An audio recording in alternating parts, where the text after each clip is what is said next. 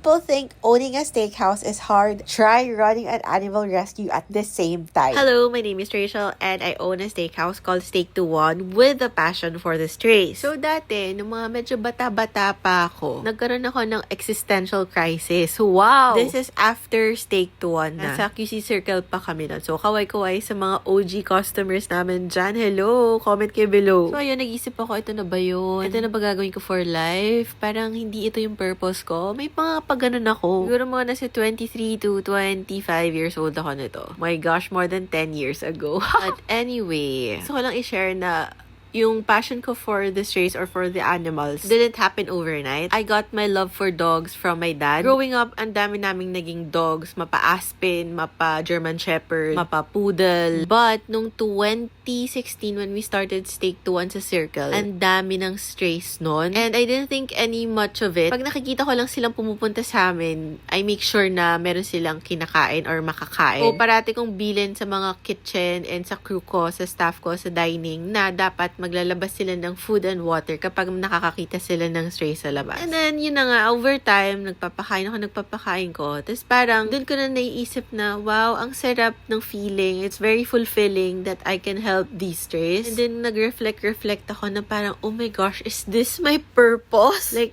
para talaga akong nabuhayan ng loob. Kasi parang for me, it came naturally. So yun, nag-start ako feeding muna, nagdo-donate na rin ako. Tapos parang something in me wanted to do more. So I started rescuing by myself. Hindi ko pa alam yung mga responsible rescuing, yung mga TNVR, trap, neuter, vaccinate, and release. Hanggang sa nag-volunteer na ako sa mga iba't ibang animal rescue organization. And then ayun, mas naging intentional na ako sa lahat ng mga pinagagagawa ko sa life. Feeling ko, para bang binigay sa akin to ni Lord, yung passion ko for the strays. Kasi alam niyang mahihirapan ako dito sa business side, like running a steakhouse, being a leader or a boss to how many people? Siguro 33, 35. And rescuing animals, sila yung nakapag-distress sa akin. And it makes my life more meaningful, more fulfilling. So, kahit alam mo, hirap na hirap ako. Don't get me wrong, I'm very grateful. Pero yun nga, diba, choose your heart. So, kahit hirap na hirap ako sa business side ng itong running a steakhouse. Not only do I get to help people, I also get to help the strays. Both cats and dogs. And ayun, hindi naman ako nababurn out. So, every time na napapagod ako or nababurn out ako, I always go back